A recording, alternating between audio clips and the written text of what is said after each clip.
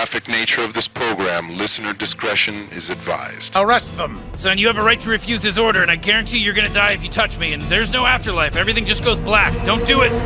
Whoa, Rick! Okay, what was that? Death. What kind? Instant. There was no sound, he just died. Yeah, terrifying. It's a terrifying thing to watch happen. It's called a deterrent. You couldn't just knock him out? How is knocking out a deterrent? Everyone wants to be knocked out. Nobody wants to be dead.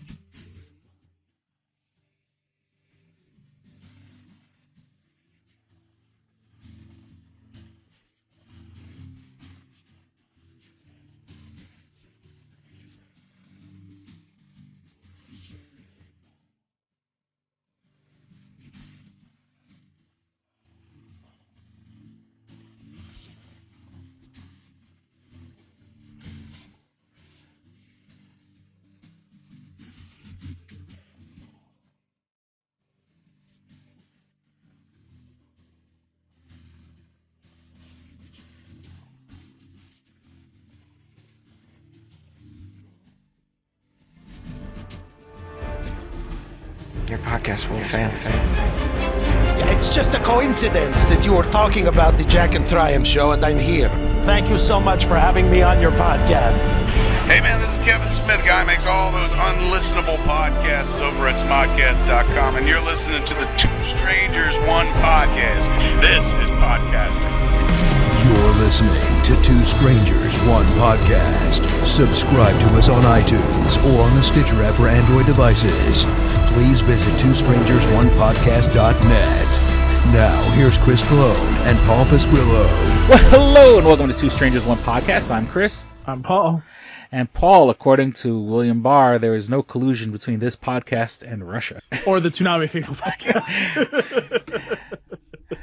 Yeah. It's sort of like, you know, it reminds me of the episode. I mean, of course, we're talking about the Mormon religion, but of course, and what I learned about the Mormon religion, I've learned from watching South Park, when the South Park kind of goofs on the Mormon religion and they say, like, you know, Joseph Smith is the only guy that could read these golden plates that were sent to him by God, and he, you know, the golden plates are like in a hat or some shit like that in a box, and he's the only one that could read it. It reminds me very much of the William Barr being the only person to read the Mueller report and tell us, oh yeah, sure, no fire over here, ignore all the smoke, nothing, everything is wonderful.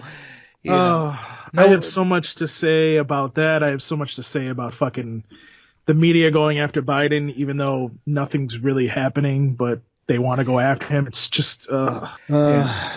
Well, the funny thing is, and we can get into this later on. Part of, and we apologize to our long-term listeners. Of course, you know, as life usually happens, Chris's fault. It is my fault that we didn't, because last week when we were supposed to record with my new job and with it being the end of March, it was the end of the week / the end of the month / the end of the quarter.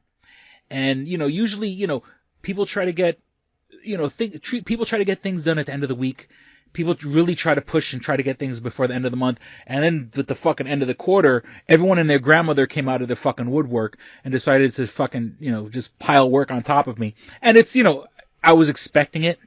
My boss warned me about it. So we were supposed to record last week, but I was just, you know, too busy with work. You know, on the days where I have a little more free time, and if I needed to go take care of something in the middle of the day, one of the good things about my job is I can just, like, you know, go and handle my business and then come back and finish my work for the, you know. But last Thursday and Friday, you know, I was just fucking swamped. So we apologize. We were supposed to record, but, you know, life happens. And then the other thing that kind of happened since our last episode is I went down to New York City, and you know, and it was good to see family, and I brought my daughter with me, and it was all good and fun. And I saw my dad. Now, I don't know if I've mentioned this before in the podcast, and we won't get deep into this, but, you know, my dad is a Trump, you know, no holds barred, you know, He doesn't give a shit. He doesn't want to hear. I'm so sorry for you. Yet my dad listens to the podcast, and like my dad is like, when I listen to the fucking podcast, I want to wring your fucking neck. So, once again, Dad, I love you. Or this is what happens. People, people sit on different sides of the fence, even though we're family, and I love him, and he loves me. I like your father. But I hate Trump supporters.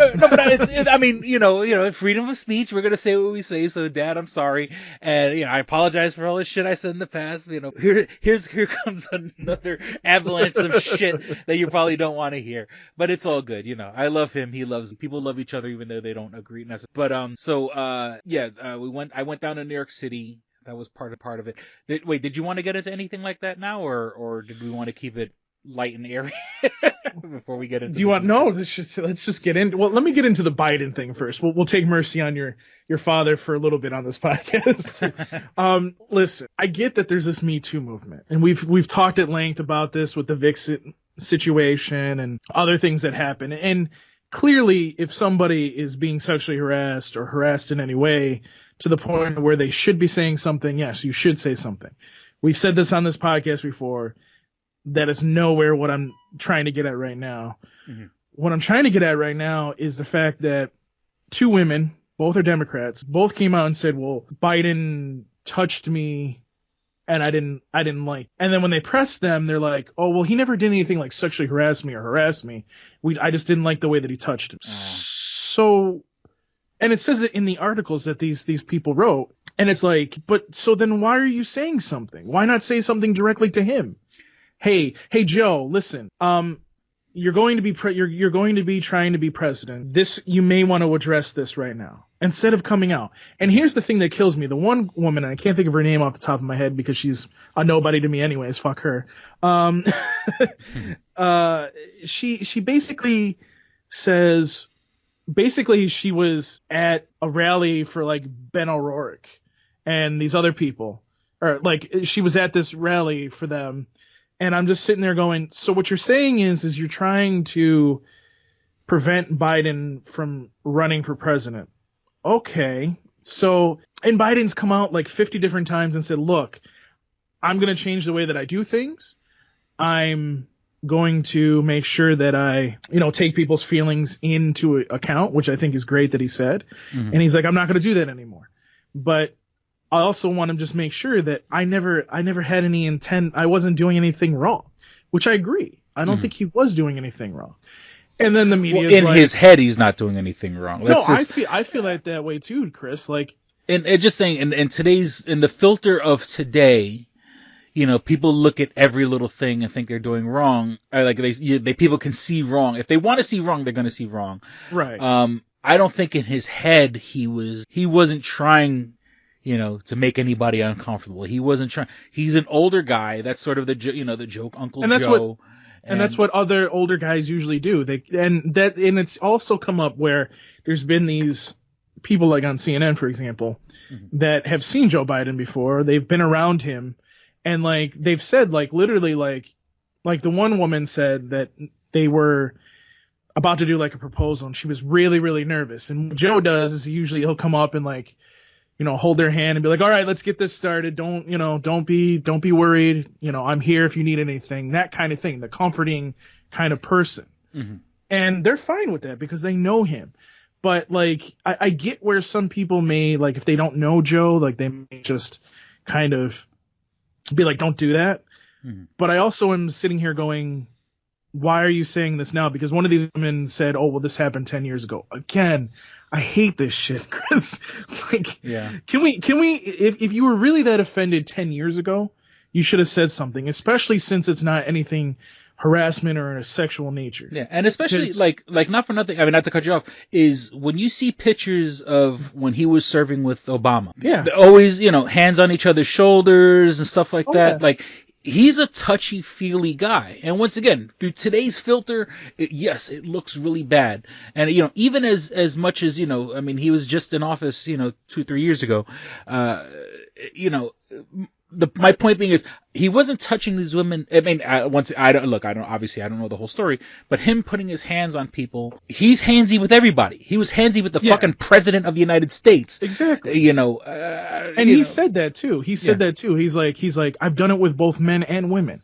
Mm-hmm. And, I don't feel like I'm doing something wrong in the situation. I understand that there's an issue and I need to be more cognizant of it, and I'm going to change. And that's exactly what he needed to do.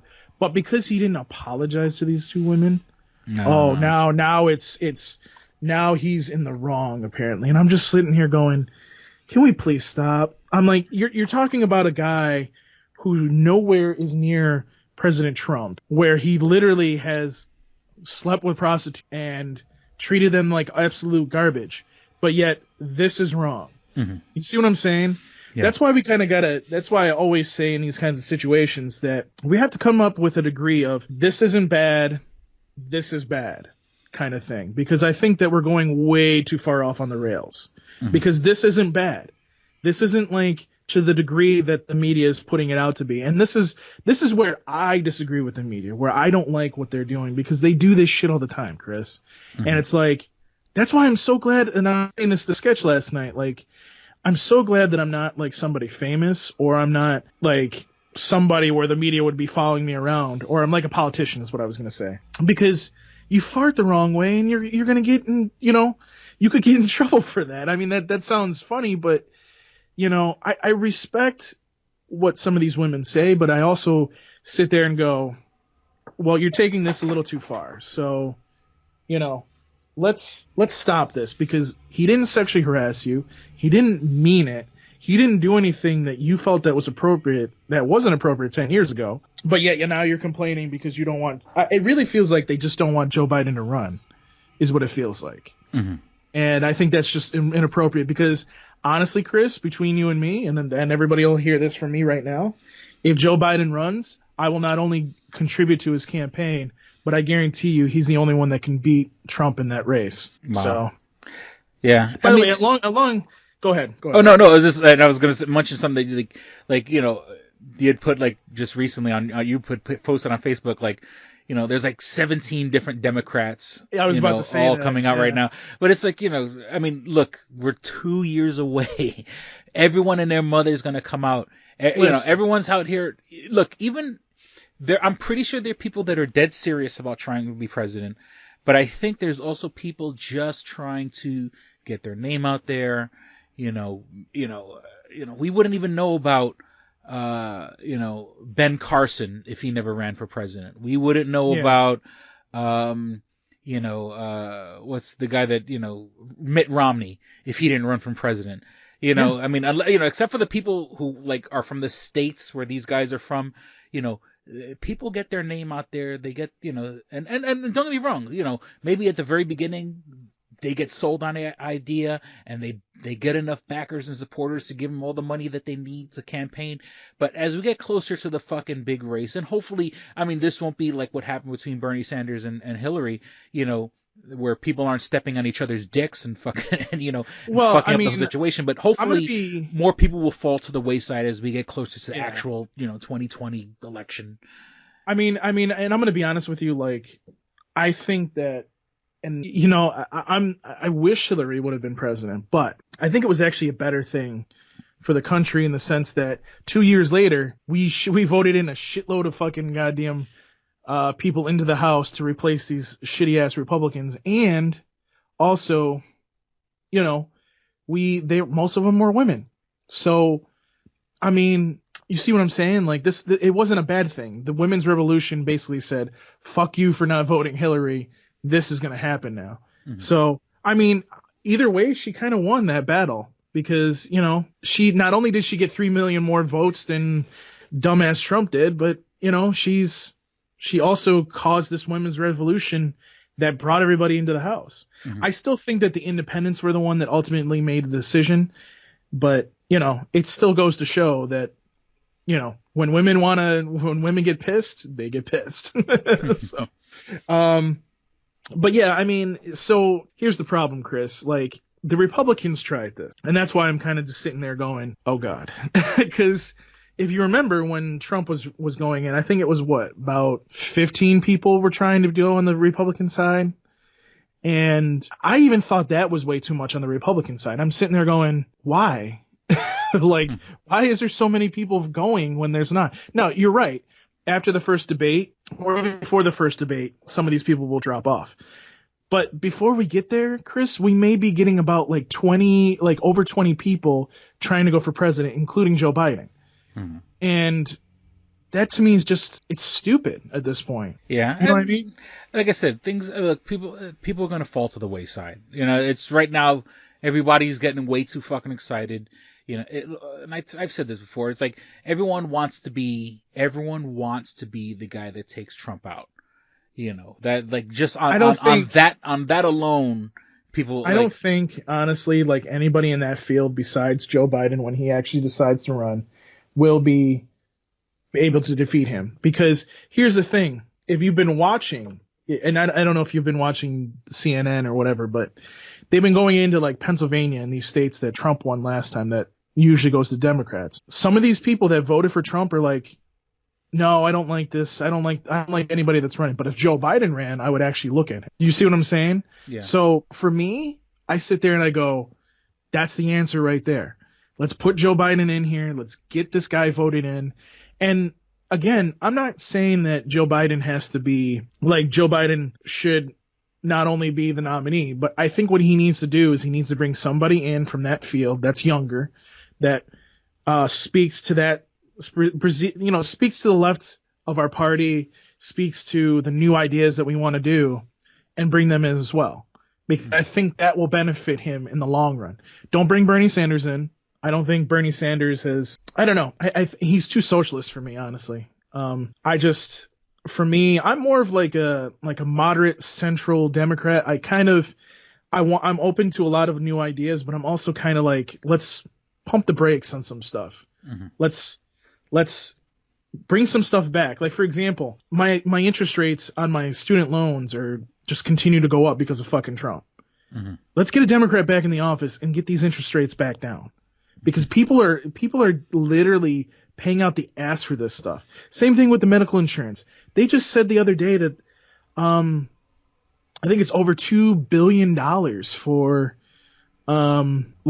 people are taking out just to pay for medical insurance. That's crazy, Chris. Mm-hmm. That's fucking crazy. So, and I could be wrong about that number, by the way, but it's in the trillions somewhere. Or no, I'm not sorry, not trillions, billions. But yeah, I mean, we need to hit this stuff up and just get this stuff taken care of first. Yes, I think your girl there has a good idea about the Green New Deal, but if we're going to do the Green New Deal, we need to incentivize people to do that. So if somebody goes out, like for example, my boss got solar power for his roof. Mm-hmm. I don't think it's a huge thing, but he's got that stuff. Yeah. He got a huge tax write-off. We need to make sure that these states do the same thing. So if somebody goes and gets an electric car and then also buys an electric charger for that car for their house, mm-hmm. they get tax write-offs for them. You know what I'm saying? Yeah. But so we need to start looking at that kind of stuff too. So that's all I'm saying. Yeah, but like when you got fucking Trump saying, and I mean, just something, I wasn't ready to talk about this, but when you got Trump saying that the noise from windmills causes cancer, which is like a fucking legit thing that he said, it just shows that like, he's in the pocket of, and it's not like, big oil is giving him money, but he's looking out for his own. He's looking out for millionaires and billionaires, and to spread misinformation like fucking windmills. The noise from windmills give you fucking cancer. Yeah, oh my god. And it's like when we live in a world where fucking people think that the Earth is flat and fucking dinosaurs were around 5,000 years ago. These are the fucking dummies that are going to vote fucking, they're going to keep, and trust me, I want to believe that Trump is going to be voted out of office in 2020 if he's not fucking in jail by then. But, and that's just wishful thinking. But, you know, we're surrounded by so many fucking dummies and anti-vax moms and flat earthers and fucking people who think, you know, dinosaurs were here 5,000 years ago, that I'm terrified, you know, that when the president's saying, windmills, the noise from the windmills give people cancer, you know, these dummies are going to fucking believe it. And you know, it's disgusting, horrible misinformation that, you know, and wasn't it, and I could be wrong, wasn't it like he was in Ireland or Scotland where he had a golf course in Scotland and he was beefing with the neighbors because they had wind. So like on top of him having a personal beef with like windmills, you know, I wouldn't be surprised if he's looking out for the best interests of oil companies and people, you know, the traditional energy companies who don't want windmills, who don't want solar panels. You know, these people are making plenty of money selling oil to homes, selling, you know, natural gas, people fracking for fucking natural gas and all this shit. You know, they have a stranglehold. They have a fucking monopoly on how power is supplied to people's houses.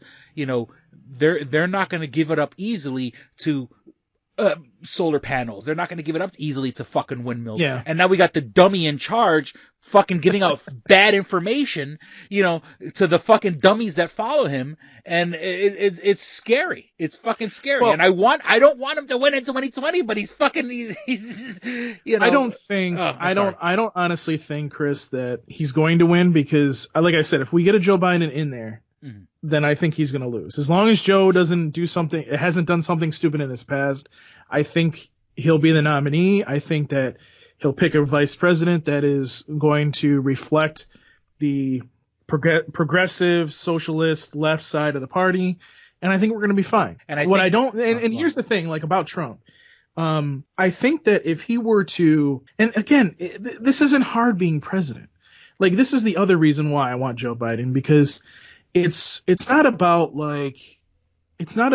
Trump per se. Yes, he's a terrible person. He says so much bullshit that it's not even funny at this point. But it's more or less about the fact that you got a guy who's making us the laughingstock of the world when we're supposed to be leading the world and being the example. Like, I mean, we're being the example now in the opposite direction. We're being the example of this is not what you do, kind of. And by the time that Trump is out of office, like, I personally think that what's going to happen is that we're going to be in a it's not recession. It's going to be inflation. Mm-hmm. We're going to be so like, people are going to be paying so much money that the person that comes in has to be able to bring the country back together, because we're so against each other now that it's to the point of where we need somebody to kind of bring back. We need the comforting Joe to come in and bring it back to the center. That's what people don't understand. It's not about somebody not going about these new ideas that our party is coming up with now. It's about bringing our country back to a center position where we are the leaders of the world. We are a shining example for how a country should be on the Earth, planet Earth. Mm-hmm. And we're not right now. And I think that's why I want Joe Biden. Now, as for Trump, and I don't think we've done a podcast in a while since this report came out. I'm going to be honest with you, Chris, and you may disagree with me, but let's take not the obstruction part, but the what is it? The collusion part. Mm-hmm. I'm actually happy that he wasn't colluding with Russia. And here's the reason why. I don't ever want a president to be colluding with a foreign country. If that happened, dude, mm-hmm. our country would go into fucking chaos. Well, yes and no, but now let me put my little hot take on there. You know, to say colluding would mean that he sat there and purposefully made decisions to, you know, basically, you know, what amounts to fucking treason and manipulate this country. That being said, it's not like they're saying no collusion doesn't mean there isn't Russian interference. If you get what I'm saying, Putin is ex-KGB. Putin's a very smart man, and look, you know, I get mad at Trump and I say he's a dummy. It's funny that, Trump has seemed to fucking dodge all these bullets like fucking Neo at the end of the fucking Matrix. Yet his, yet his whole everyone around him is going to fucking jail, but he's not going to jail. So he's manipulative and he's smart enough to keep his fucking ass out of jail. That being said, while Trump is playing fucking checkers, Putin is playing fucking chess. And that being said, I agree with you? Yes, I'm praying that there's no collusion, but that collusion shows if you and I rob a bank together, then we colluded together to rob a bank. If I kind of convince you to hey, Paul, go over there and just hand the woman at the teller this note, and it's a note saying, "Give us all the money, bitch, or we blow up this fucking," where you don't know that you're helping me commit a crime. You know what I'm saying? And I'm there, with the bag getting all the fucking money. You know what I'm saying? I think Trump is still a pawn in it. He's over here cheering and up and down that he's won. But I think he's still the puppet. He's still the puppet in this whole thing. That's just my hot take on it. I don't think he's a puppet. He's not being malicious. He's just because you're talking more like the whole situation that happened with George Bush and Dick Cheney. Dick Cheney was the one that was really in charge, and George Bush was the kind of fucking puppet. That's not what's going on here. He's just basically, here's the thing. He's found a bunch of people that are really powerful. And because of that, if the Republicans even sit there and go, "Oh no, I don't agree with Trump," they get voted out immediately by some other really crazy Republican, if not a Democrat. So they're not stupid. Look at Lindsey Graham. Lindsey Graham's a perfect example, dude. I'm going to be honest with you. Before Trump became into office, I was so on board with if Lindsey Graham became president. I was like, yeah, that guy would make a really good commander in chief. Now, fuck no. I don't. If that guy even gets close to being president, I will do everything in my power to make sure he doesn't become president. Mm-hmm. Short of trying to get him assassinated or murdered, because God forbid if I even hint at that. Oh no, I got Secret Service at the goddamn door. The comments of Paul Pasquillo do not necessarily. But what I was trying to say. Not endorsed by 2 Series of One podcast. So the collusion part, I'm actually happy about. Mm. What I find hilarious is this obstruction part. And here's the thing that people don't really understand is they don't understand that obstruction means that even if, let's say, they want to charge him with a crime, mm-hmm. I think Mueller in his head is like, I don't think I can charge him with a crime as a sitting president. So what I think is going to happen is hopefully he'll be voted out in the next 2 years. Basically what's going to happen is I think that the minute that he because for context, when the presidency changes hands, after the old president leaves, they get onto the helicopter, they get taken to Air Force One, and they get one more ride on Air Force One. He shouldn't fucking take it because he's been using Air Force One way too much, but that's not my problem. But here's the thing. So if the president should basically I think is going to happen is shortly after or as he gets off of Air Force One, wherever he goes, whether they be Florida or New York City or whatever, mm-hmm. he's going to be arrested on the spot. I feel like either something out of the Mueller report is going to have him arrested, and this is another point that people keep forgetting. Mueller has farmed some stuff out to the Southern District of New York City. He's farmed some stuff out to West Virginia, I think, and some in Washington D.C. And some of that has to do with what's his name there, his ex-lawyer there, Michael Cohen? Yeah, Michael Cohen. So Cohen, whatever. Cohen. So Cohen, whatever. I'm Cologne. So basically, something in there is going to get him in trouble. But I hate to tell you this, Chris, I don't think he's going to be indicted while he's a president. Depending on what comes out of the Mueller report on that issue, I think on obstruction, I think that they may try to impeach him. I don't think they should try to, if it's an offense, they can just charge after the fact. But mm-hmm. if it's something to the degree where he needs to be charged, then yeah, it needs to happen.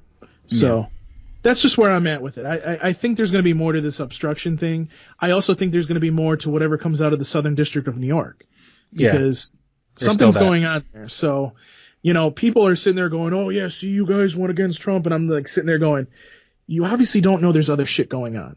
Yeah. Oh, by the way, the report hasn't come out. Oh, by the way, these people that worked for Mueller are bitching to these news organizations, hey, this isn't going on. Yeah. You know what I mean? Like there's more to this obstruction thing than what you think. So yeah. And it's just also like, it's like the people who go like, there's no direct connection or whatever. I think it's one of those deals where like in the eye of the law, it has to be like beyond a shadow of a doubt. And I think it's one of those deals where Mueller couldn't prove it beyond the shadow of a doubt.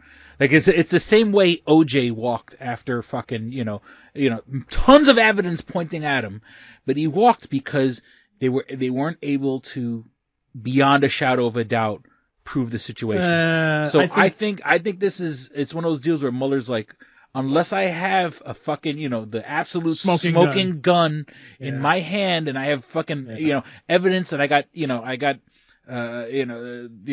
10 people with notarized statements saying they saw it, and even Donald Trump fucking bragged about that he could stand on the middle of Fifth Avenue and shoot someone and get away with it.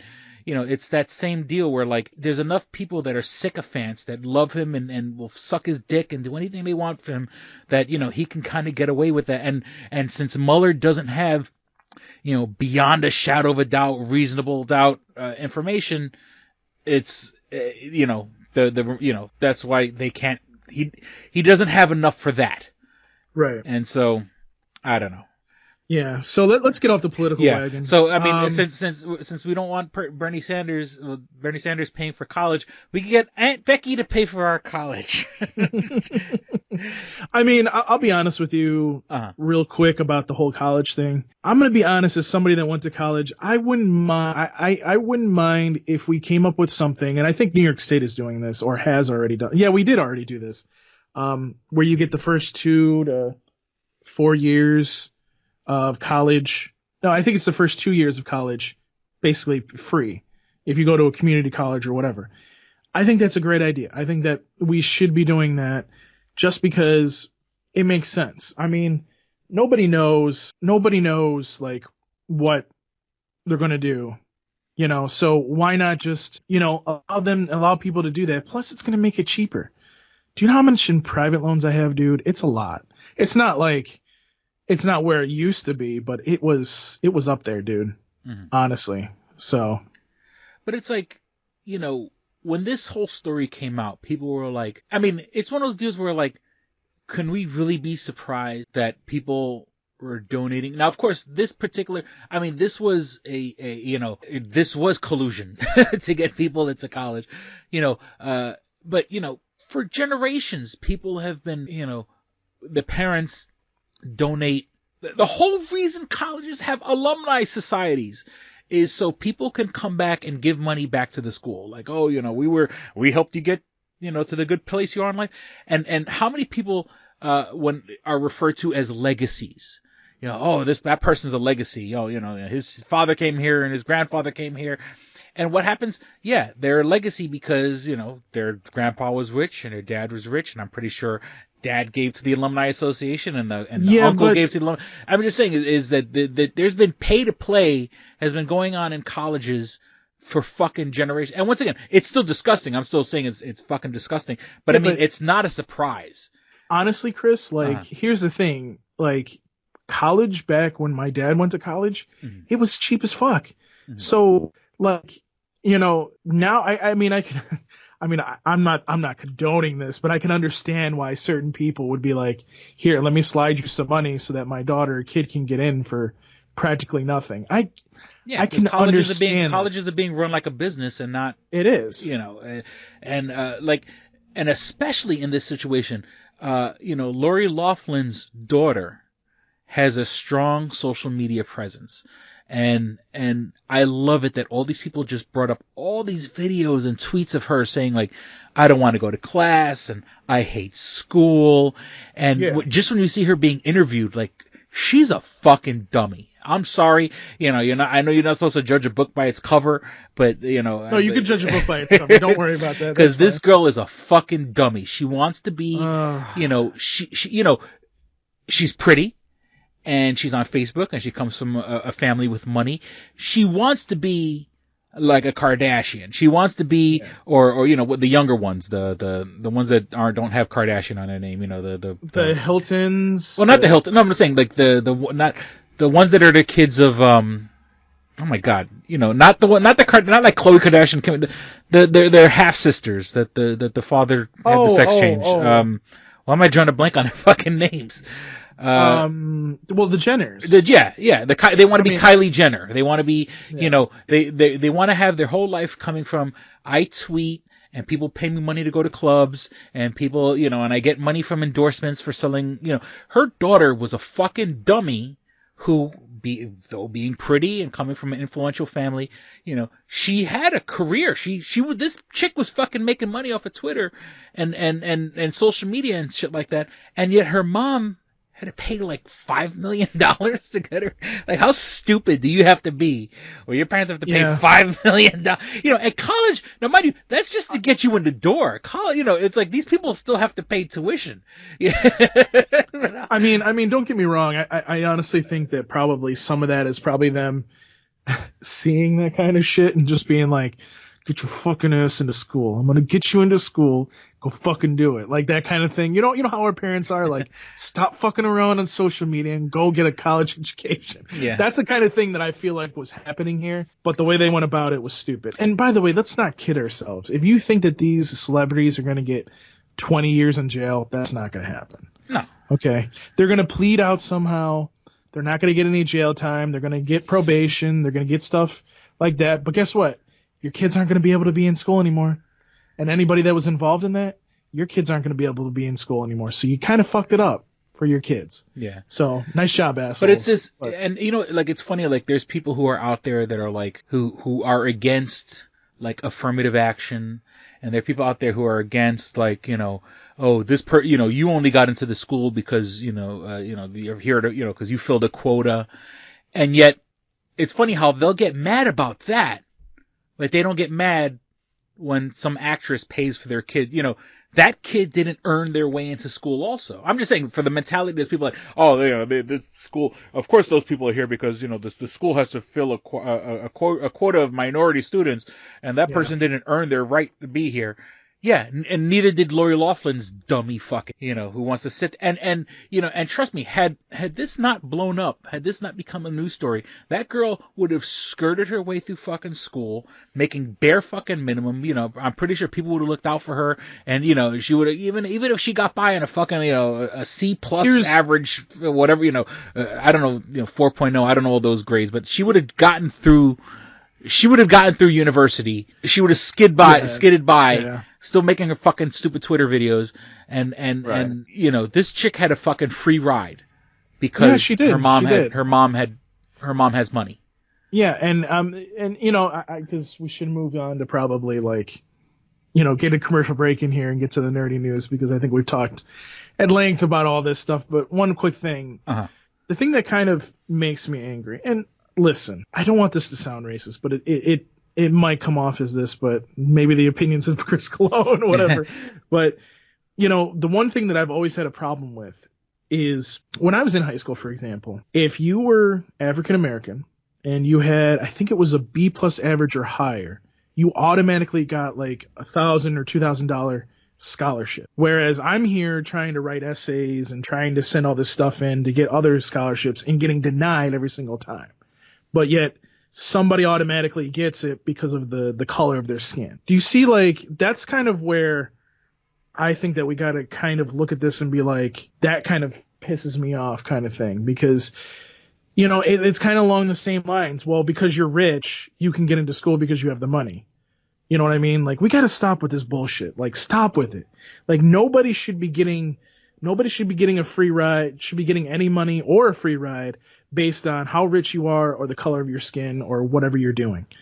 It's a problem that we need to look at. And that's why I said, I think having the first 2 years of college is a good thing because then people don't have to have that expense especially if they're not going to. Well, I mean, I think you have to go to a community college to get that, but you know what I mean? Like, am I making sense there, or am I coming off in any way wrong there? Well, I mean, it depends on who's doing the scholarship. You know what I'm saying? If it's a private organization, they can give their money to whoever the fuck they want. I'm just saying, as in, like, you know, there's white guilt. there's people out there who feel like I really hope that's not why they did it, because I'm just sitting there going, you know,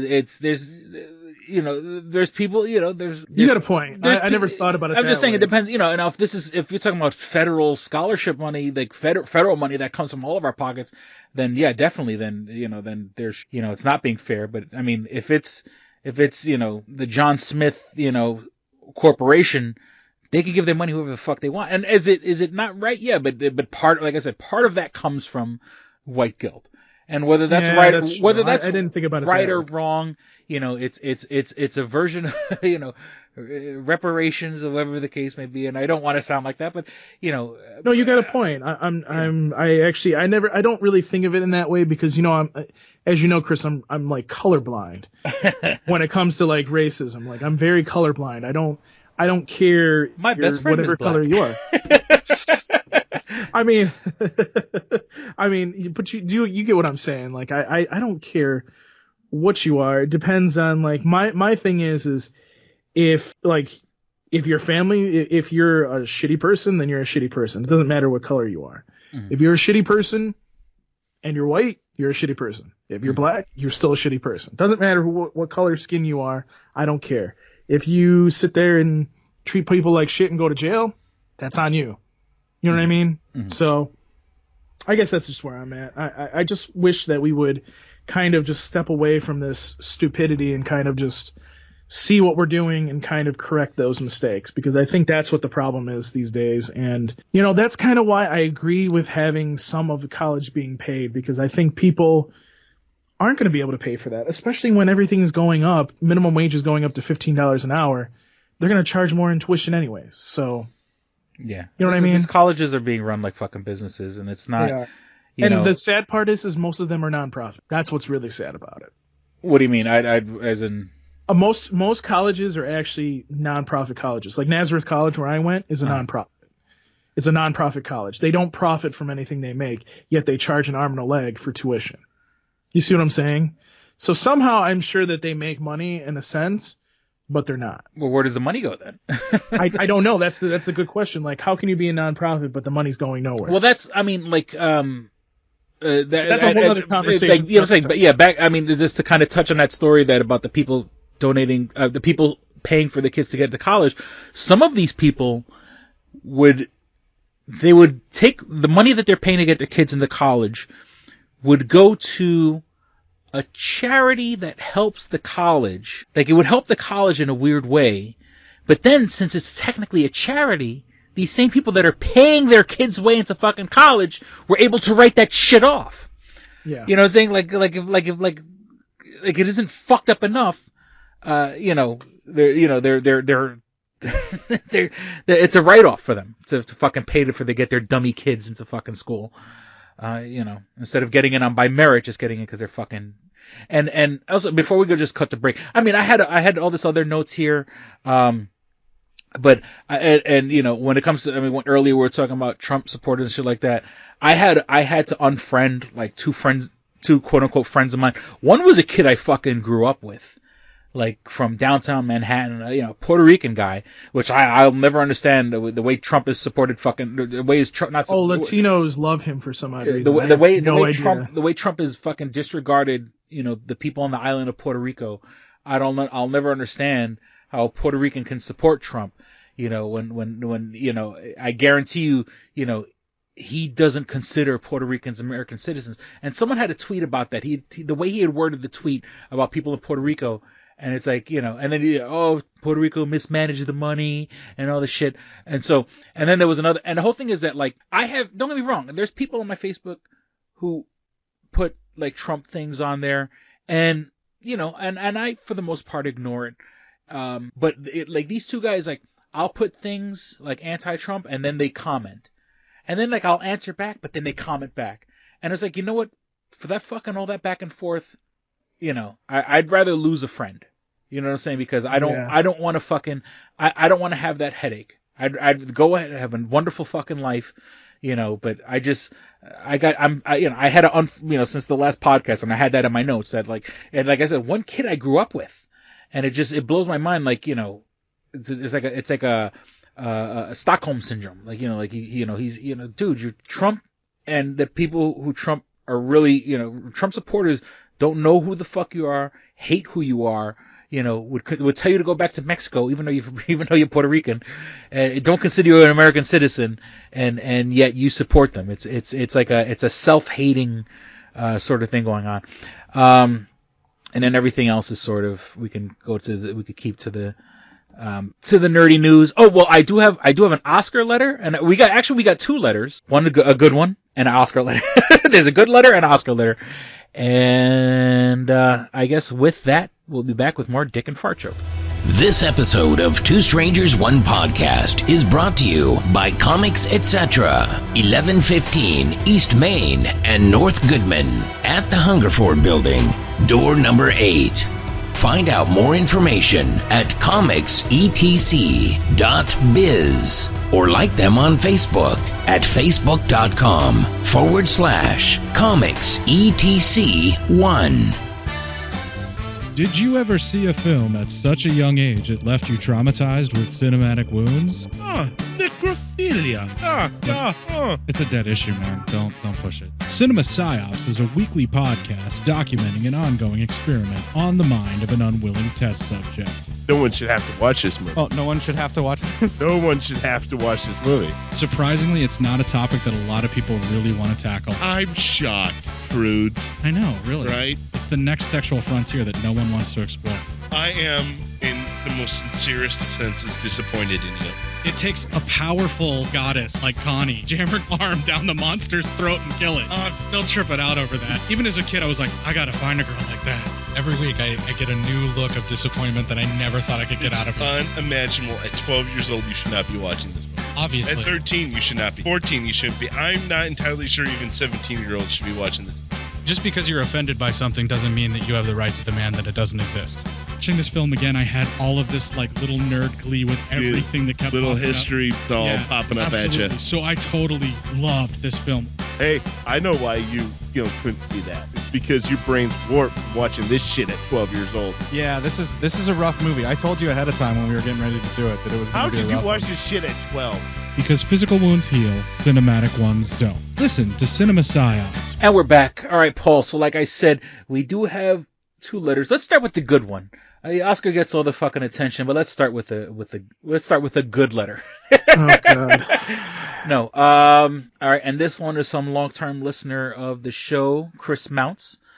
Oh, it's a different person. Okay. Oh yeah. And well, he meant what he says. Austin's performance as Paul has gone full Andy Kaufman. I don't get that what it means. While it's been amazing, both in length and girth, that's what she said. When will we get a return of the Tarantino Tuesdays in the car? Well, because Chris was talking about the time when Austin was on the show. Austin and I, long story short, we were working together, fucking 8 hours a day.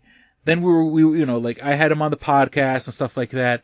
And I think that, like, us working together and doing the podcast together is sort of like, like a weird kind of, there was a little bit of friction there. Let's not lie. There was a little bit of friction there. And, so I think Austin needed a bit of a detox. He needed some time away from me because I guess, I come on strong. And, so, he's doing well. The funny thing is that the same place where we used to work together, he doesn't work there anymore. Obviously, I don't work there anymore. He's moved on to bigger and better things. Now, as we record this, we're like 2-3 weeks away from like our 7-year anniversary. He has said that he wouldn't mind coming on for like a guest appearance. Cause he said, he goes, oh, we should have like a Avengers Endgame crossover where we have everybody on the show. And I said, you know what, that would be great. But he wanted it to be like, he suggested it would be like, we all talk about Avengers Endgame. And I'm like, look, I love Paul. Paul doesn't see fucking movies. Well, I mean, I have more time now. So. I was just saying, but I mean, but I think Paul's gonna see fucking Endgame. So it's like maybe we could talk about Endgame, but then sort of have it where like it's this weird crossover event. Once again, the original co-host Kristen has fallen off the face of the earth. One of the people I mentioned before the break was a guy that was a guest on his show a long time ago, and he's one of the guys that I've now shut out of my life, so I don't think he's going to be on the show anytime soon. I mean, maybe I could invite other people who have at one point have been like, who've done, maybe we could get Jen in on it also. That would be interesting, like you, Jen, and Austin all on an episode. Mm. That'd be kind of fun. So you're Toonami faithful podcasting this. I see what you're doing. Oh yeah, yeah. I mean, it would be our Endgame Avengers. There is my buddy Andy, but and he was on an episode fucking years ago. Let's just do 4. Let's not go too far because your connection I don't think could handle it. Yeah. But so Chris was asking about Austin, and like I said, I mean, wait a minute, Chris, you don't like me? Is that what's going on here? No, what are you talking? No, I'm what am I again? I'm Andy Kaufmaning it. No, he's Paul. Austin's performance as Paul has gone full Andy Kaufman. I think he's saying that like Austin, he was there, but then he disappeared. Oh, sort of a deal. Yeah. And, and I know Chris is a long-term listener. He's a super fan. He doesn't write as often as Oscar does, but, I've invited him on the show also. So I guess, if maybe, if we can fucking make the planets align, I wouldn't mind having him on the show also. But you just want to whore out this podcast, don't you? Well, I'm just saying it would in the spirit of Avengers Endgame, where like everybody in every fucking movie who's except any of the bad guys, all the superheroes, which would be well, then again, people weren't expecting the Red Skull in Infinity War, so I mean, who knows who we'll see in Avengers Endgame. But in the spirit of that, where a crossover event where a bunch of people, and who knows, we could get Darrell on, maybe we could get Sketch, maybe we could get Monkey Nuts, I forgot her name. Maybe we could make this weird crossover event for Endgame. But under the Two Strangers One Podcast banner, and get Jen and Austin, and it'll just be a big giant clusterfuck. But so once again, a big shout out to Chris Mounts, and and like I said, Austin, I think I had wore on his fucking nerves for a while. He took a break after a while, and then but like I said, him and I, and let me tell you, and you want to call this nerdy news? I hung out with Austin the other day, and I played Batman VR. Holy shit, Batman VR is such a good game. Now, it's a short game. I mean, with his help, I beat it like just over an hour. But I mean, it's beautiful. It's kind of simple. I'm pretty sure the VR game that came out in 2016. That was like 3 years ago. So, obviously the VR for the PlayStation has gotten better since then. But playing it was fucking gorgeous. It really, I had so much fun playing it. And, I like all the Rocksteady, Batman, games. So, and Austin's a big gamer, so he likes to, he had like other VR games, but he was like, look, dude, I have to get to work. Yeah. Let me see. All right. So let's get to the other letter. And this one isn't, here we go. We gotta get Oscar, let Oscar get his piece in. Now, oddly enough, this has nothing to do with the podcast, but he goes, okay, Oscar. And this is, once again, we have such large gaps in between the episodes. He goes, Chris, I saw a pic of you and your daughter on a bus to NYC. You are one ugly fat fuck. That beard makes you look like a piece of shit. Damn, it irks me to my core. Like, you are a very unattractive man. You have one eye that doesn't look straight. What did they call that? That's called ocular dysplasia. And I was born cross-eyed, and I had surgery on it. I had surgery on my eyes when I was a kid. I had to wear corrective lenses for a while. The glasses I wear now are like reading glasses just because I'm getting old. But my ocular dysplasia happens more when I'm not really like paying attention, and so it'll look like my eyes are crossing. But so it's bad enough. Yeah, I'm a fat fuck and I got a lazy eye. Anyway, what they call okay, back to the letter. But that damn beard. I hope you never see pussy again. Your beard angers me. Wow. It reminds me of the hippie douches that you talk about that gentrify your old neighborhood. You look just like them, except that you're broke and can't afford an apartment in your old gentrified neighborhood. With all the gray, you look like a grandpa hipster. Thank you for allowing me to appreciate the fact that I am immensely better looking than you, Oscar. Wow. Jesus now, that being Christ. said, sometime before this fucking podcast ends, look, we're 7 years in, and I mean, I have no intention of slowing down soon, but like, I'm gonna have to challenge Oscar on that. I'm gonna want him to send in a photo, and I think like, but I want it like at the last minute to get, okay, look, you have fucking, 2 hours to send a picture in where you're holding a sign that says, I hate Chris or something like that. Just so he doesn't go out and like, finds a good picture online of someone holding up like a piece of paper and like, and says like, I hate Chris. Like, or maybe a video of him. So I'm going to challenge Oscar one day. Not yet, because I kind of like the fun of him, like, let him keep his anonymity. But, he's been talking a lot of shit about me over the years. And yes. I would love for him to send in the video. And I hope he doesn't fucking go out and like, hire like a good looking guy like, hi, Chris. He hires some handsome fucking guy like, Chris is a fucking asshole. But, I want to like maybe wait for the last minute, like, okay, you have 2 hours to send a video that's you doing this or take a picture of you doing that. So he doesn't have time to plan it and Photoshop it or something. And then we'll see. And look, I know I'm a bad looking guy, but you're beating me up a little too much, buddy. I want to see what the fuck you look like, but we'll wait for that day to hum. Or maybe if he wants to be part of the Avengers crossover. I gotta be honest, like, I don't know if we can be fair about that because if you looked at his Facebook, me and you have him on Facebook, like there's no pictures of him. So it's just like, yeah, it's okay. What do you have to hide turtle that you don't have any pictures? Yeah. I mean, at least look, I'm ugly, but I own that shit. I got plenty of pictures of me being ugly on screen. So, just to be fair, I read the letter. Okay, let's quick shoot through the nerdy news. Got a chance to see Us. Jordan Peele's second newest movie.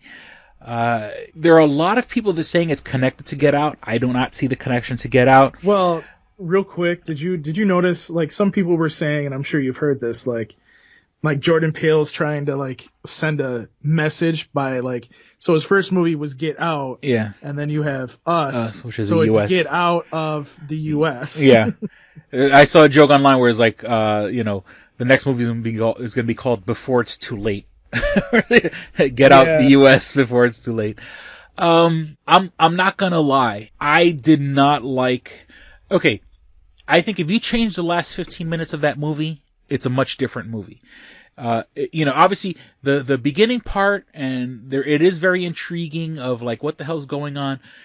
And Jordan Peele could have easily kind of like copped out and not given us the origin story of the people in the red jumpsuits. And once again, it's not really spoiling much because, I don't like his story of why those people in the red jumpsuits they look like us and they're trying to kill us or whatever the case may be.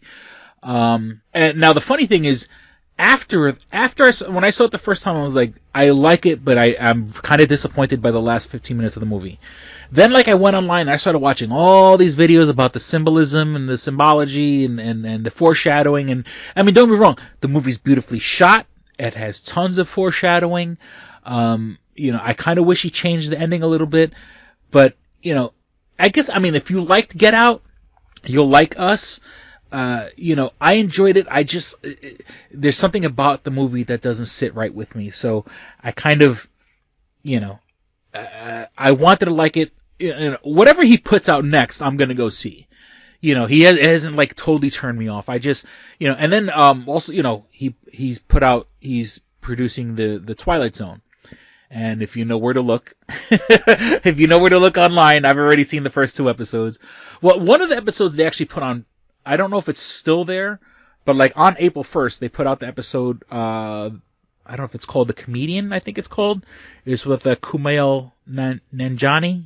He was on a podcast called like the Indoor Kids or some shit like that. And he runs with the whole, like, there's this whole people on the West Coast, like, that are podcasters and stuff like that. And, you know, I think he was on, or at least he was on a couple episodes of like Silicon Valley and stuff like that. You know, and now the 2 episodes I've seen are good. The second one is with Adam Scott.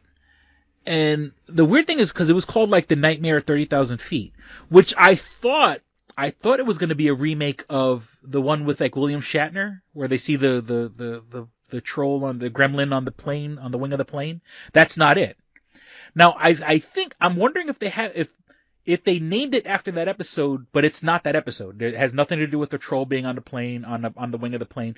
But the funny thing is, and this isn't, well, I'm not going to spoil the ending, but they do have that troll in the episode. There's a little Easter egg. It's not, you know, it's there and you see it, and you know, and it's a shout out to the original, but it's not alive. It's like a stuffed doll. I mean, you know, I'm not, and that's not spoiling too much, and I don't want to spoil the ending. The first 2 episodes, pretty good. I'm digging it. You know, I get where it's going. You know, luckily, you know, it's not like Black Mirror, where Black Mirror tries to have like a bit of a lesson to it. This seems more like just traditional Twilight Zone, where just fucked up shit happens. I thought, and the whole thing is with the CBS All Access, it's not like Netflix. They didn't release all the episodes at once. It's like what they did with I guess this is what they did with the Star Trek also. It's being released week after week. Like, they put out 2 episodes, and the next one doesn't come out till like the 11th. You know, and then, you know, so they're going to be weekly episodes. So, I mean, luckily, if my source lets me see the episodes as they're released, because I was able to see the episodes like on the 2nd, and you know, the first episode I saw on the 1st, because that first episode they actually put on YouTube, like legit, like, you know, not bootlegged, you know, a legitimate, you know, CBS All Access promotional thing. It might still be on there at this time. I dig them. I dig it. And Jordan Peele's playing it totally straight. He's playing Jordan Peele. I mean, he's playing the Rod Serling of the situation. He's not, you know, he's not making a joke about it. He's playing it very serious, and you know, his interaction with it is pretty decent. So far, so good. Thumbs up for me. You know, you're not getting my $8 a month or whatever the fuck CBS All Access is, but it's pretty good. Let me see. Shazam, as we're recording this, Shazam just came out. I wanted to go see it last night, but I had my daughter, so I couldn't go see it. Batman VR, Dumbo. I didn't like Dumbo the first time I saw it. I don't know why I'm going to go see it, a live action version of it. Flower City Comic Con. They're doing a Comic Con here in Rochester. Well, you just went to an anime one out of the university. Toricon, yeah. Toricon. We were, Toonami Faithful was partnered with them to do some stuff, so. Basically, it's always good. I think they were I don't think they had really, because they didn't really, like, the VAs that they had, some of them were more like they went to school out here. Mm-hmm. So I think that's why they brought him here. Our friend Ian Sinclair came. That was announced just before the con, which I hate when they do that kind of shit. Mm-hmm. But, you know, I had a conversation with him. I did an interview a little bit more in depth than we have in the past. Excuse me. That'll be up soon. I would have liked to have been there, because I know he gets tons of interviews, but I bet he'll remember. Oh, no, he remembers you. No. Okay. He knows who you are. Don't trust me. There's that, but Flower City Comic Con. So if you go to their Facebook page, you'll see in the comment section I left a comment. The problem that's happening with Flower City Comic Con, and I'll be quick about this, is they're turning into this wrestling con. And there's no problem. And listen, there's no problem with having a wrestling con. Hmm. Trust me, Rochester loves wrestling. That's why, you know, I wish they would do live events here more. Like, have Raw live, have SmackDown live. You know what I mean? Mm-hmm. So I get it. I understand that. But don't call yourself a Comic-Con, because they're having it at the Blue Cross Arena, which is where the wrestling usually has. and they're bringing in the local wrestling federation, whatever company. It seems to be like a wrestling promotion that just so happens to have Comic-Con elements with it. Yeah, and I'm just like, I don't get it. I just listen. I understand you have 3 Power Rangers and you have one of the guys from Terminator, but the rest is wrestling, and it's basically focused on wrestling. Why would I want to do a panel at your con when it has nothing to do? Oh, Chris is about to get arrested. Why would I want to have anything to do with your con when you don't have anything that's gauged towards me? Also, I'm not gonna pay money to go down to Flower City Comic-Con for that. I think I just think it's incredibly stupid, and they need to figure it out. They need to figure out what they're going to do. Yeah, and if you look at when you look at the guests, it's like it's exactly like you said. They have 4 people that have played Yellow Ranger, and I'm not it's not even a joke. It's 3 people that played the Yellow Ranger. Wrestler Hacksaw Jim Duggan, who I like, the dude from Terminator who was the real father of John Connor, a comic book artist, 2 artists, 3 artists, 4 artists, okay, there's a couple of 6 artists, and there's Virtual Arcade and Foam Dart League, and a Shield SUV, not even just SUV with the Agents of Shield logo on it. The 501st, which is the local the guys who dress up like stormtroopers. That's cosplay repair room. The Rochester Ghostbusters. And don't be wrong, I don't it's kind of good that this is staying local, but it's holy shit, it's kind of chintzy. There's nothing I see right here that makes me want to run out to this Comic-Con. Now that being said, that's the problem. Yeah. Chris, this has the potential to be a really good con, and the people that run it, they have really good intentions. There's plenty of space. You need to kind of, and you just got to kind of look at what you're doing and say to yourself, am I actually doing a Comic-Con or am I doing something different? Yeah. And if they want to do different, then that's fine. Do different. Focus in on what you want to do. If you're going to do a wrestling con, do it big. Focus completely on that. Get 1 or 2 big guests and some other wrestlers like Hacksaw Jim Duggan, and then just go all out with it. And that's fine. I would probably even attend that just to see how it goes. Mm-hmm. But what you're doing right now is not what it should be. Yeah. And I hate to say this, but they're starting to get to the level of RockCon. And RockCon is a shitty con. Nobody should be going to RockCon. I'm sorry. But it's funny because you said, you're a guest of Rock. That's how we met. That's how we but see, I didn't know how shitty they were until I went. Yeah. You know what I mean? And ironically, that's where I met Vic Mignogna for the first time and saw how shitty he was to staff. So, it's you get enlightened about things, but also being in our kind of business, so to speak, they should be doing a better job. And they need to just kind of, and for me, I like these guys. I don't think what they're doing is wrong, but they need to kind of focus in on doing one thing or being in an actual Comic-Con. Because if you're going to be an actual Comic-Con, great. Be diverse. Get some anime guests. Get some wrestling guests. Get some other animation guests. Mm-hmm. Do that up. But don't sit there and play like that you're not a wrestling con, because that's what you're doing. You literally are working with a wrestling company here in Rochester and are putting up a ring in the middle of the goddamn Blue Cross Arena. Yeah. Come on. That's what you're doing. Yeah. And I mean, with that being said, I mean, for local people who don't have the money or the resources or the fucking, if you can't go down to New York City Comic-Con, and the whole reason I even know that this is going on is that Jen told me that she's going to the con, and at first I didn't even know it existed. Then I looked it up online because she wants to bring her kids, and of course, she's got the 3 kids, and so she it's not like she can shoot down to New York City with 3 kids to New York City and go to New York Comic-Con. But this is entry level. This is the kind of thing you can bring your kids to, where it's like, hey, it's kind of like a convention, it is a con, but I mean, it's sort of, it's a con light. It's it's entry level. This is your gateway drug. This is this is the marijuana you got to smoke before you start doing the crack and the heroin. So it's these guys need to put on a better fucking show. That being said, I may go. I may drag my daughter to it, just to give her something to do, let her see what a Comic-Con is like, because she always wants to go. She sees my videos from Comic-Con and she sees the pictures I take and she wants to go. So, I may drag her. I may drag her down there just to fucking, have a good time. Keyword dragger. Yeah, I mean, just, she wants to go, but it's one of those deals. Like when we were in New York City, there was like, we wanted to get on the boat to go to the Statue of Liberty. It takes you by the Statue of Liberty so you could take pictures.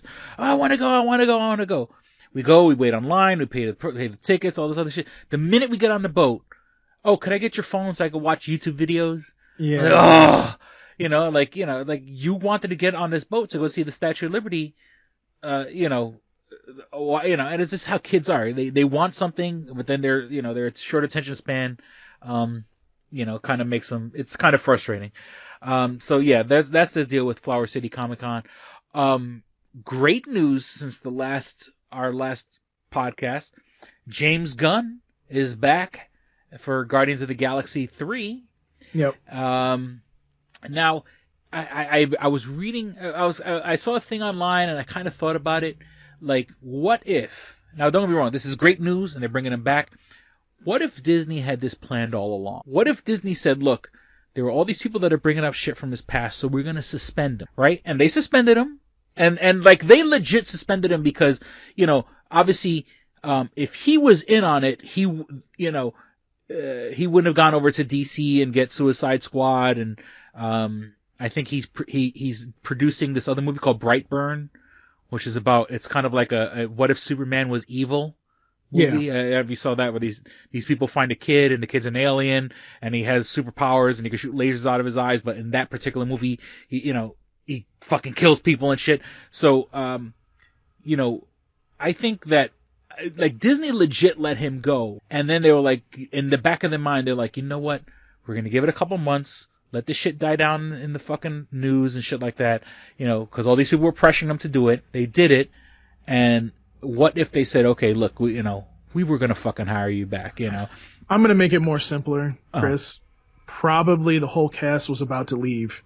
And that's when they went, nope, we're going to bring him back. So that would have been awesome. I mean, if that's the case, that would have been awesome because I think it was done in quiet. They showed solidarity. They showed solidarity after he got fired. And I think it was done in quiet. I think behind the scenes, they literally went to the Disney execs and said, listen, if you don't hire him back for Guardians of the Galaxy 3, we're done. Yeah. None of us are doing this. And I guarantee you that's what changed. So we'll see. Yeah. So that's speaking of that, Batista's going to be in WrestleMania this weekend, so there's that too. But yeah, I mean, look, like The Rock, like they're smart enough where they know where their fucking bread is buttered. You know what I'm saying? Yeah. They know the fans. They come back and I mean, obviously they stay in shape because for the movies and shit like that. But you do a weekend, then you go back to Hollywood for the rest of the fucking year.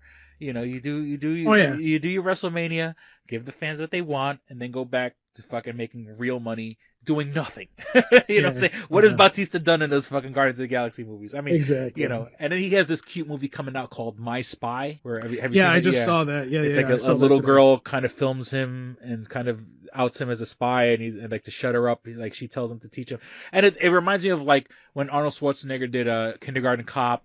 When like The Rock did like the Tooth Fairy movie. He looks so uncomfortable in that movie. What I'm saying is like I'm glad that he's hitting that part of his career where like he can make the goofy movies, he can make like the family movies, obviously he's an action star, he's an action guy, but he can make the family ones. Cause look, those checks don't bounce and it's not, it's not like he's putting a dent in his fucking career, Arnold Schwarzenegger is coming out, he's going to be in the new Terminator 6 that's coming out later this year, even though he did Kindergarten Cop and Twins and Junior and all that shit. So, I'm glad he's getting work. The Disney deal has officially gone through with Fox. So, meaning now, sometime, I mean, it's too soon for it to be an Endgame, but, I would love for them to put some sort of connection in there, even if, because remember, like years ago, they had just said, I think it was in Winter Soldier, they said Dr. Stephen Strange. They had mentioned Dr. Strange and Winter Soldier, just in passing. So just imagine if they say like, Professor Xavier's School for the Gifted or some shit like that. If they just mention, just in a fucking, just an off scene that has nothing to do with the movie, just mention it. Cause obviously they still have to cast and all this shit, and of course, we would want Patrick Stewart, we'd want, Hugh Jackman to come back. I don't know what the possibility of that is actually going to be, but even if they just mention, the Weapon X program, just mention, and Fantastic Four, which means we can have Galactus, we can have Silver Surfer, once again, and they said, didn't they officially announce like the running time of the Avengers is like 3 hours now? Oh yeah, it's 3 hours. So like you're gonna have people gonna have to fucking, you're gonna bring like a piss bucket with you when you go see the Avengers, because this movie's gonna be 3 hours long, and so I'm super excited. Once again, I mean, I like, and as we close this phase of the Marvel movies, which was really Avengers centric, obviously these movies became as Avengers. Maybe the next phase can be the X-Men. We can have where, of course, we'll still have Avengers movies and shit like that, and they could weave all these movies together. But we can leave this phase behind and focus on X-Men. And if they do, a third of how good as they did with the Avengers movies, with the X-Men, who are established characters that people will come out and see because they know these characters, if they do it right, these movies can be fucking incredible, and they can do a Fantastic Four, a good Fantastic Four movie now with the proper, and have these, we could see Reed Richards meet Tony, Reed Richards work with Tony Stark and stuff like that. I'm super excited about it. There's been no announcements whatsoever, but I think they're going to wait. They want to get let them get Endgame out, and then they could start teasing us with like, we're working on a new X-Men movie. And remember, Kevin Feige, we all know and love Kevin Feige from these movies now. Kevin Feige was working on the original X-Men. He was like, he was a lower level producer on all of those movies. Kevin Feige's been there since the fucking beginning on the original fucking X, so, now that he got his toys back, or now that, he's got the toys in his sandbox now, he's gonna have, the same guy who gave us the two best fucking X-Men movies, in my opinion, X-Men 1 and X-Men 2, he was there in the beginning. Now that he has a bigger budget, now that he has the support of the whole Marvel Cinematic Universe, he's gonna give us that fucking magic again. So, I'm super excited. Like I said, Kevin Feige was there in the beginning, he's gonna be there, to give us what we fucking want. Okay. Taika Waititi, the guy who, directed Thor Ragnarok, and in Thor Ragnarok, he was the voice of Korg, the rock monster. They announced that he's going to be the voice of IG-88, which is the robot bounty hunter in the Disney Plus's Mandalorian show. And once again, the Mandalorian. You got to stop evading the the authorities. It's fun. I've moved so many times during this podcast, but my computer's always somewhere near a window. So the police cars, and look, this is what happens when you live in the hood. There's fucking police cars all the time. But yeah, Taika Waititi, he's going to be the voice of IG-88 in the Mandalorian TV show, which, I mean, I love Taika Waititi. I love Thor Ragnarok. And once again, he goes into fucking sound booth for a day, records what he needs to record. And then, remember, the Mandalorian show is all under, the guy that directed Iron Man 1. I'm killing myself that I forgot his name. John Favreau. John Favreau. Yeah. We wouldn't have the Marvel Cinematic Universe if it wasn't for John Favreau. So he's doing the Mandalorian. I mean, I'm not the biggest fan of the idea of the Mandalorian TV show because it should have just been called Boba Fett because that's what it is. But, IG-88, who's, a bounty hunter along with Boba Fett, is going to be on the show, voiced by Taika Waititi, which means it's going to be funny. Taika Waititi isn't going to take us, this is going to be it's going to be action and it's going to be funny, and I'm all for that. What's his face? Keanu Reeves and, Summers, whatever the other guy's name is. They've officially announced Bill and Ted is coming out 2020. But then again, I like on my Facebook post recently, like on this day, it was like literally last year they had announced an upcoming Bill and Ted 3. It's going to be called Bill and Ted Face the Music. They're not going to try to replace George Carlin as Rufus. They actually said that they're going to address Rufus not being in the movie, and they say it's going to be a real heartfelt moment. Alex Winter, that's the name of the other guy. I do love the fact that like Keanu Reeves has become like this gigantic fucking movie star, and Alex Winter has, maybe made 3 movies since then. Finally, after Keanu Reeves did like John Wick 18, we'll finally have a Bill and Ted movie. Yeah, exactly. And speaking of kind of things coming back, Kevin Smith is doing a Jay and Silent Bob reboot. They just finished Jay and Silent Bob reboot, which is part 2, basically, to Jay and Silent Bob Strike Back from 2001 or 2000. I'm super excited. Like, so many people this is going to be the movie that, like, if this is his last movie, then he'll be done, because they're bringing back, like, damn near everybody who's ever been in a Kevin Smith movie. Anyone who's ever had, like, a major, unfortunately, Stan Lee's gone, so we're not going to have Stan Lee. Ben Affleck, there was rumors, whatever, that Ben Affleck and Kevin Smith are having issues, so that's why Ben Affleck's not in it. But I think at the last minute Ben Affleck kind of changed his mind, but it's already too late because Kevin Smith already, and it's going to be sad that Ben Affleck isn't in it. But who knows? What's not to say between now and when the movie releases they can't maybe film a scene somewhere else. But who's to know that they didn't do one anyways? Yeah, that's what I'm saying. I mean, that would be a great surprise if like it happened and then we just don't know about it. Because there have been movies that shoot around. And this is, I mean, for all intents and purposes, this is a relatively low budget movie. So it's, sometimes low budget movies, they'll, because all he really needs is Ben Affleck in a room for like a day. You know what I'm saying? So when Ben Affleck is finished, gets out of rehab or whatever the fuck he's doing, they could go and record a scene in a little, offshoot area, whatever, and then just edit it into the movie later on. So there's that. And then also just my last bit of news. I mean, if you haven't checked it out yet, Netflix series Love, Death and Robots. It's a series of mini cartoons. Some are like 10 minutes long, some are like half an hour long.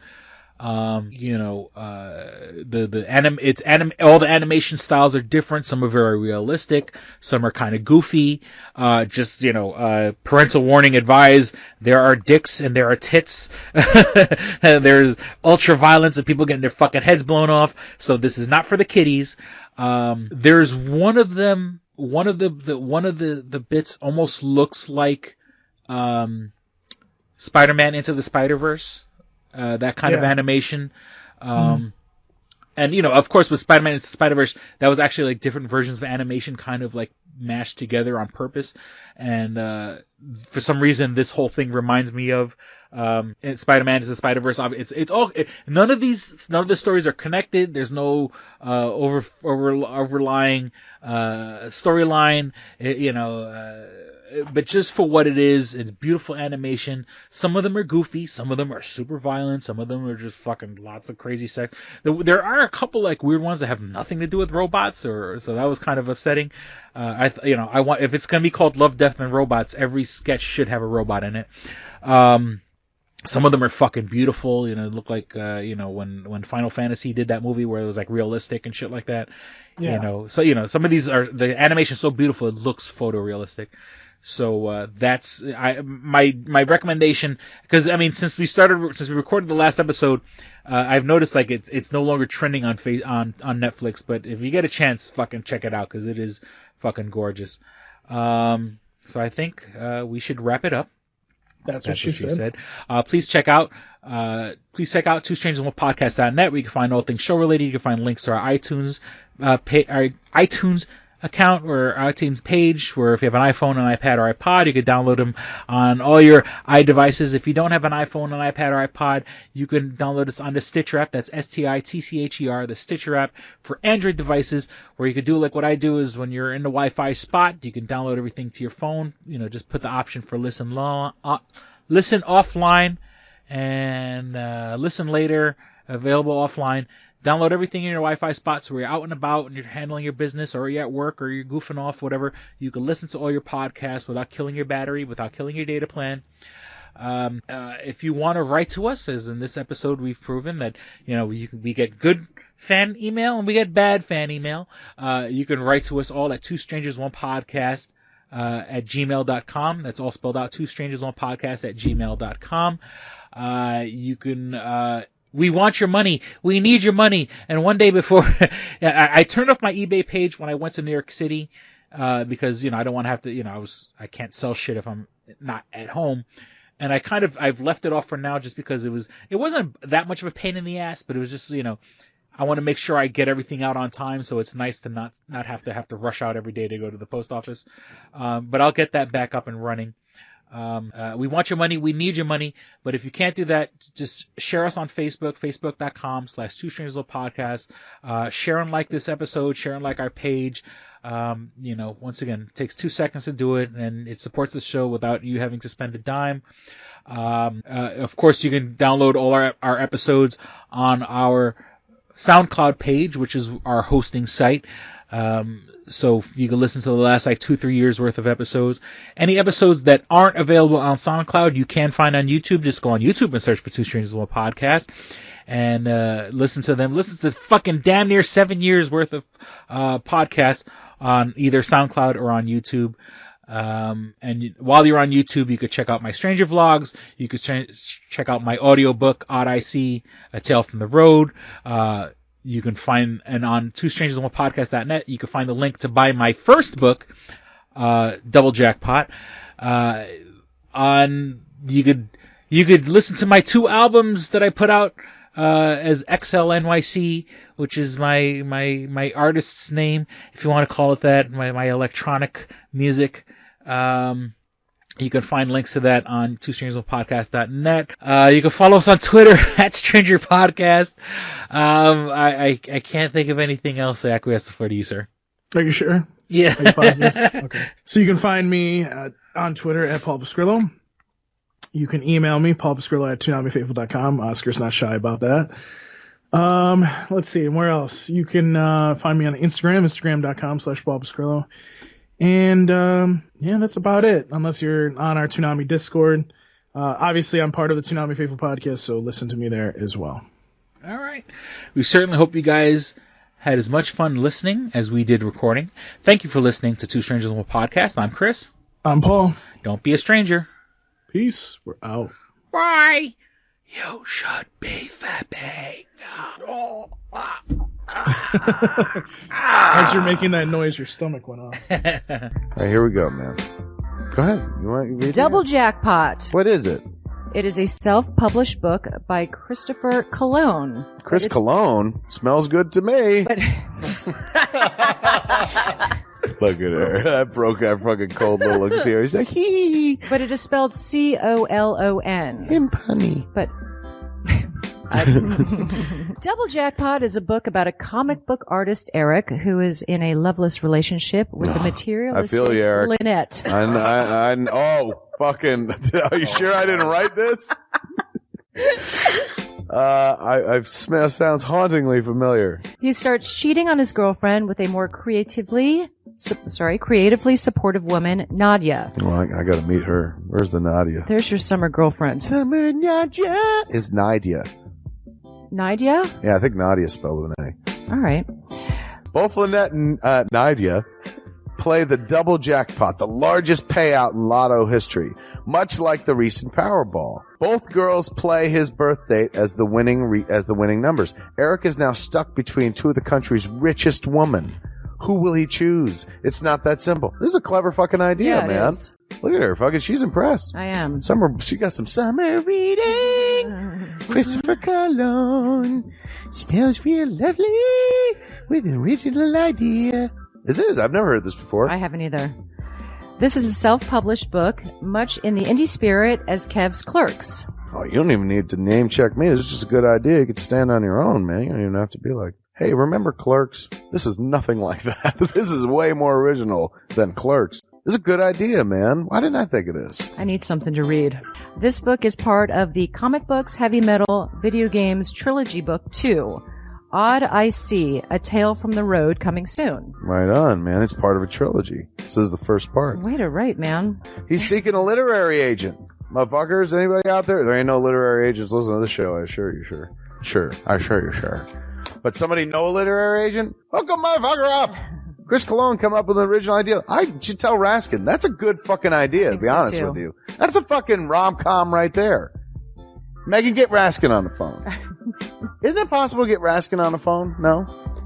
Yeah. I want to run it past him, man. I want to, and if it happens, I get a taste, Chris Cologne.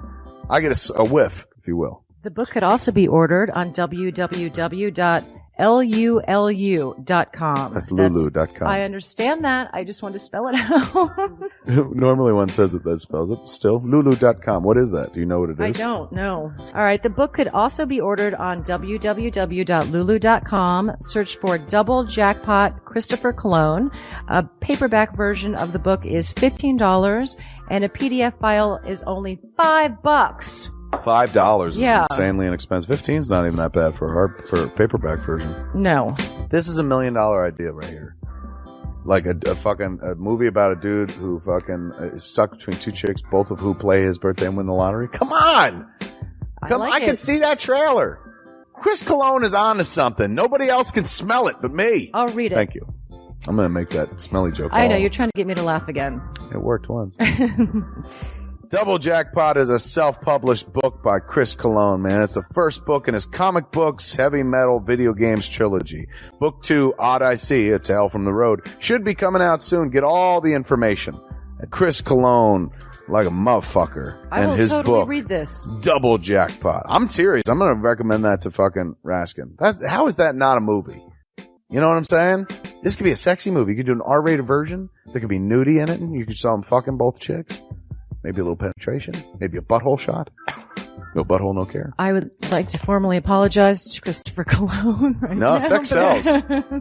Chris Cologne will appreciate that. He's like, thanks for throwing a few buttholes in there, man. Don't forget to check out twostrangersonepodcast.net, your one-stop resource for everything show-related.